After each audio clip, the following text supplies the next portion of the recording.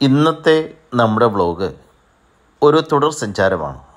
കാരണം അതിരമ്പള്ളിയോടെ അവസാനിപ്പിച്ച ഞങ്ങളുടെ യാത്ര ഇവിടെ നിന്ന് രണ്ടാം ഭാഗത്തിലേക്ക് കടക്കുകയാണ്.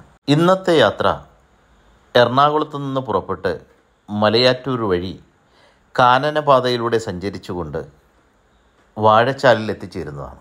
എൻ്റെ കുടുംബത്തോടൊപ്പമുള്ള ഈ യാത്ര നിങ്ങൾക്ക് ഹൃദ്യമാകും എന്നുള്ള വിശ്വാസത്തോടെ welcome back to my stories. വീണ്ടും ഒരു അവധിക്കാലം വന്നു ചേർന്നപ്പോൾ വിരസത അകറ്റാനായി ഒരു യാത്ര. ഈ യാത്രയിൽ എന്നോടൊപ്പം പങ്കുചേരുന്നത് എൻ്റെ മക്കളായ മർഫി, മാർസൽ, മാനുവൽ, മെറീസ എന്നിവരാണ്. തുടർ യാത്രയുടെ ആരംഭം ചാർപ്പ വാട്ടർഫോൾസിൽ നിന്ന് തന്നെയാണ്. ആ ദൃശ്യങ്ങളാവട്ടെ ആദ്യത്തെ വിരുന്ന്. വെള്ളച്ചാട്ടത്തിൻ്റെ മനോഹാരിത ഏറ്റുവാങ്ങി മനം കുളിർത്തു നിൽക്കുമ്പോൾ നമ്മളെ ചുറ്റി ഒരു വാനരസേന. നമ്മൾ നീട്ടുന്ന ഭക്ഷണത്തിനായി അവ ചുറ്റും കൂടുന്നു. അവരുടെ വന്യമായ സ്വഭാവം മെല്ലെ ഒന്നും മറച്ചുകൊണ്ടാണ് അവർ നമ്മളെ ചുറ്റിപ്പറ്റി നിൽക്കുന്നത്. സഞ്ചാരികളുടെ നിരന്തരമായ ഇടപഴകൽ കൊണ്ട് അവർ ശാന്തശീലരാണ്. കുത്തിമറിഞ്ഞുകൊണ്ട് ഇളകിത്തുള്ളി വരുന്ന ജലകണങ്ങൾ അന്തരീക്ഷമാകെ പരക്കുമ്പോൾ ആ ഈർപ്പത്തിൽ അവ പേൻ നോക്കിയും തല്ലിപിടിച്ചും കെട്ടിപ്പിടിച്ചും സമയം ചെലവഴിക്കുന്നു. ഇതെല്ലാം കണ്ടുകൊണ്ട് നിൽക്കുമ്പോൾ മെറീസയ്ക്ക് ചുറ്റും ചിത്രശലഭങ്ങൾ. ആ കാഴ്ച ഒരനുഭവം തന്നെയായിരുന്നു. അതിലും കുറച്ചു നേരം ഞങ്ങൾ ചെലവഴിച്ചു.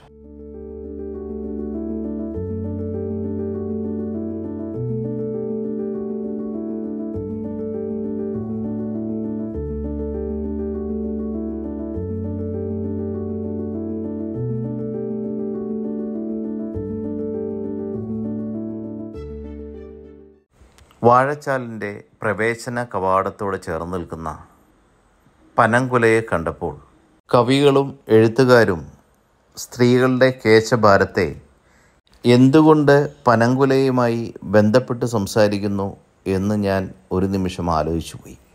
നേരത്തെ എടുത്ത ടിക്കറ്റുമായി ഞങ്ങൾ പ്രവേശന കവാടത്തിലേക്ക് കടന്നു. 160 രൂപയാണ് 4 പേർക്കായി ചാർജ് ചെയ്തത്. അതിരമ്പള്ളിയോട് ചേർന്ന് കിടക്കുന്ന ഒരു വനപ്രദേശം തന്നെയാണ് ആയതുകൊണ്ട് തന്നെ കഴിഞ്ഞ വ്ലോഗിൽ പറഞ്ഞിരിക്കുന്ന അതേ കാര്യങ്ങൾ അപ്പാടെ റിപ്പീറ്റ് ചെയ്യുന്നത് ഒരു അധിക പ്രസംഗമായേക്കാം. ഒരു വിനോദസഞ്ചാര കേന്ദ്രം എന്ന നിലയിലുള്ള എല്ലാ മേമ്പൊടികളും ഇവിടെ ചേർക്കപ്പെട്ടിട്ടുണ്ട്. വനസമ്പത്തിൻ്റെ ഒരു വിപണന കേന്ദ്രം, സ്നാക്ക് ഷോപ്പ്, കുട്ടികൾക്ക് കളിക്കാനുള്ള പ്രത്യേകമായ ഏരിയ, ആയുർവേദ സംസ്കാരത്തെ വിളിച്ചറിയിക്കാനുള്ള പച്ചമരുന്നുകളുടെയും സസ്യങ്ങളുടെയും വലിയൊരു കളക്ഷൻ. ഇതെല്ലാം നിയന്ത്രിച്ചു പോരുന്നത് ഫോറസ്റ്റ് ഡെവലപ്മെൻറ്റ് ഏജൻസിയുടെ മേൽനോട്ടത്തിലാണ്. ഞാനും വാങ്ങി അല്പം തേൻ. വാഴച്ചാലിൻ്റെ പ്രത്യേകതകളെപ്പറ്റി പറഞ്ഞു കഴിഞ്ഞാൽ 80 അടി ഉയരത്തിൽ നിന്നും വന്നു പതിക്കുന്ന വെള്ളച്ചാട്ടം തന്നെയാണ്. സംസ്ഥാനത്തെ വലിയ വെള്ളച്ചാട്ടത്തിൻ്റെ കൂട്ടത്തിൽ ഇതും അറിയപ്പെടുന്നു. ഇതിന് ചുറ്റുമുള്ള വനാന്തരീക്ഷമാണ് ഏറെ കൗതുകം നമ്മളിൽ ജനിപ്പിക്കുന്നത്. ദൃശ്യഭംഗിയുടെ ഒരു കലവറ തന്നെയാണ് ഈ കാഴ്ചകൾ.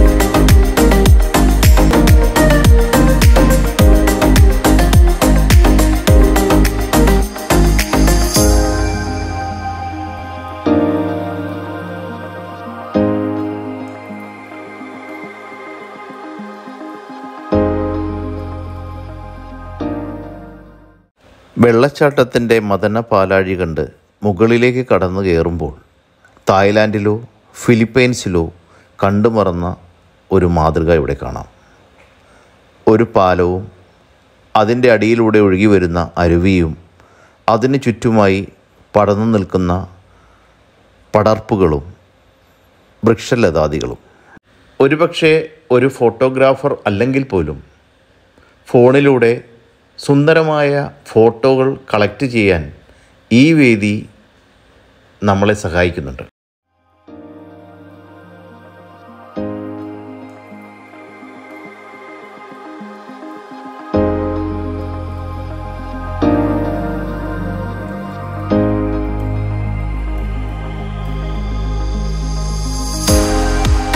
ഈ ഭൂമികയെ സമ്പന്നമാക്കുന്ന വെള്ളച്ചാട്ടത്തിൻ്റെ ഉറവിടത്തിലേക്ക് അല്പനേരം കണ്ണുനട്ടിരിക്കാൻ കോൺക്രീറ്റ് ബെഞ്ചുകൾ ഇവിടെ സജ്ജമാണ്.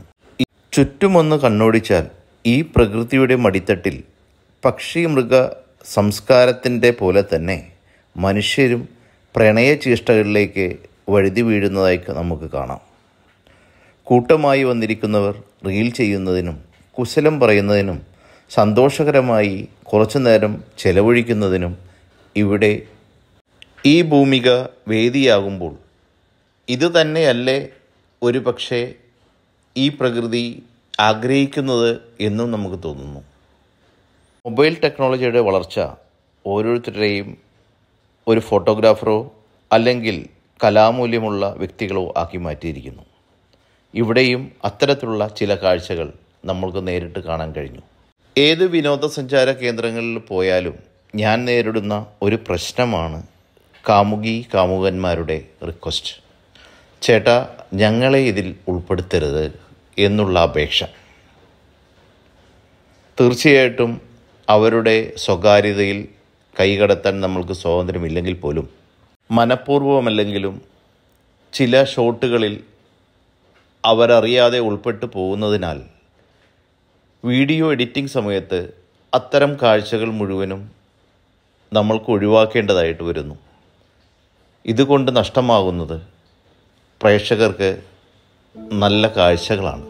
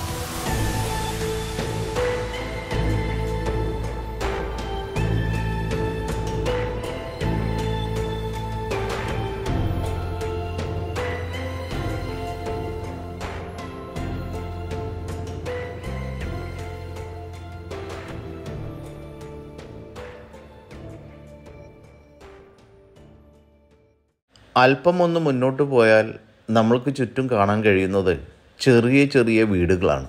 ഈ വീടുകളുടെ സുരക്ഷിതത്വം കണക്കാക്കി അവർ ഒരു നായയെയും വളർത്തുന്നുണ്ട്. വാനരസേനയെ ആട്ടിയൊഴിക്കാനായി അവൻ കാണിച്ചു കൂട്ടുന്ന കുരയ്ക്കും മുരച്ചിലിനും വാനരസേന യാതൊരു പ്രാധാന്യവും കൽപ്പിക്കുന്നില്ല. അവർ നിർലോഭം അവരുടെ ചേഷ്ടകൾ അവൻ്റെ മുമ്പിൽ കാണിച്ച് അവനെ അരിശം പിടിപ്പിക്കുന്നതായും കാണാൻ കഴിഞ്ഞു. കൂട്ടത്തോടെയുള്ള കുരങ്ങന്മാരുടെ ചേഷ്ടകൾ ഒരു വന്യ അന്തരീക്ഷം അവിടെ സൃഷ്ടിക്കുന്നു എന്നുള്ളതിൽ തർക്കമില്ല. കടന്നു പോകുന്ന നമ്മളിലും അതൊരു ഭീതി ഒളിവാക്കുന്നുണ്ട്. അതിരമ്പള്ളിയിലെ വാനരസേനയുടെ കൂട്ടമായ ആക്രമണം ആ സമയങ്ങളിൽ ഞങ്ങൾ ഓർത്തു പോന്നു. മെറീസയുടെ ഐസ്ക്രീമും തട്ടിപ്പറിച്ചുള്ള കുരങ്ങന്മാരുടെ പാച്ചിൽ അവൾ ഓർത്തെടുത്ത് കരച്ചിൽ തുടങ്ങി. ഇനി നമുക്ക് പ്രകൃതിയുടെ തനതായ ആ ശബ്ദാന്തരീക്ഷത്തിലേക്ക് നമുക്കൊന്ന് കടന്നു ചെല്ലാം. ഈ ഫീൽ എൻ്റെ പ്രേക്ഷകരുടെ മുമ്പിൽ കാഴ്ചവെക്കുന്നത് നിങ്ങൾക്ക് ഈ അന്തരീക്ഷത്തിൻ്റെ നേരിട്ടുള്ള ശബ്ദ മാധുര്യം ആസ്വദിക്കാനാണ്.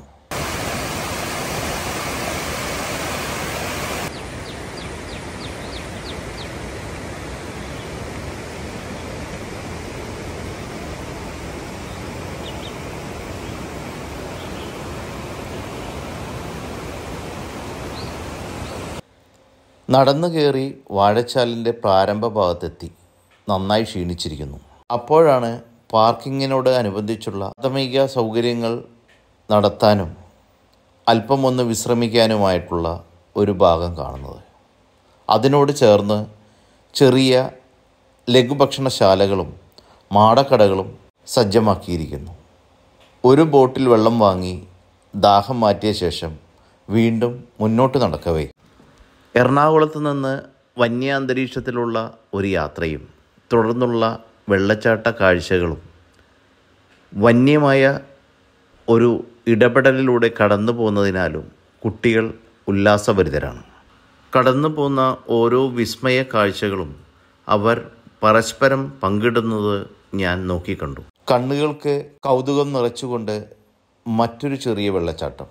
ആഴമില്ലാത്ത ആ ചെറിയ ജലാശയത്തിൽ ഞങ്ങൾ കാലും മുഖവും ശരീരവും കഴുകി വൃത്തിയാക്കി. ചേർന്ന് നിൽക്കുന്ന വനാന്തരീക്ഷത്തിൽ ഒരു പോത്തിനെ കണ്ടപ്പോൾ തമാശകൾ അവിടെയും പൊട്ടിവിരിഞ്ഞു. ഒരുപക്ഷെ ഇവിടെ ചുറ്റുവട്ടത്തായി താമസിക്കുന്ന ആളുകൾ പോത്ത് വ്യവസായത്തിൽ തൽപരരാണ്. എല്ലാ വീടുകളിലും 1-2 പോത്തുകളെ ഞങ്ങൾക്ക് കാണാൻ കഴിഞ്ഞു. ഒരുപക്ഷെ വീട്ടിൽ നിന്ന് ഇറങ്ങുന്നതിന് മുമ്പ് മമ്മയുടെ താക്കീത് ഉണ്ടായതുകൊണ്ടാകാം വെള്ളത്തിലിറങ്ങാൻ പിള്ളേർ പേടിച്ചുകൊണ്ടേയിരുന്നു. പക്ഷേ ഞാൻ ഇറങ്ങി കാണിച്ചു കൊടുത്ത് കൂട്ടത്തിൽ പിള്ളേരെ കൈപിടിച്ച് ഇറക്കിയതിനാൽ ആ ഭയം അവരിൽ നിന്ന് അപ്രത്യക്ഷമായി. പിന്നെ അല്പനേരം ആ തണുത്ത അന്തരീക്ഷത്തിൽ സമയം ചെലവഴിച്ചു. അന്തരീക്ഷം ആകെ മാറിക്കൊണ്ടിരിക്കുന്നു. ഇരുളടുത്തു തുടങ്ങി. ഞങ്ങൾ മെല്ലെ താഴേക്ക് നടന്നു. അപ്പോഴതാ ഒരു സുന്ദരമായ കാഴ്ച. വാനരസേനയുടെ മറ്റൊരു കുസൃതി. തകര ഷീറ്റിൽ തല്ലിപ്പൊളിക്കുന്നത് കൂടാഞ്ഞിട്ട് ഒരു വിരുദ്ധൻ കടക്കാരൻ്റെ കണ്ണുവെട്ടിച്ച് അവിടെ നിന്നിരുന്ന ഒരു തേൻമിഠായി ഭരണിയുമായി കടന്നു കളഞ്ഞു. ഒരുപക്ഷെ വന്യാന്തരീക്ഷത്തിൽ ഇത്തരം കാഴ്ചകളും ഇത്തരം സംഭവങ്ങളും അവരെ സംബന്ധിച്ചോളം സുപരിചിതമാണെങ്കിൽ പോലും വല്ലപ്പോഴും കടന്നു ചെല്ലുന്ന നമ്മൾക്ക് ഇതെല്ലാം ഭീതിജനകമായ കാഴ്ചകൾ തന്നെയാണ്. വാഴച്ചാലിലെ സുന്ദരമായ കാഴ്ചകൾക്ക് താൽക്കാലികമായി ഒരു തിരശീല ഇടാൻ സമയമായി. ഞങ്ങൾ കാർ പാർക്കിംഗ് ഏരിയയിലേക്ക് നടന്നു നീങ്ങി.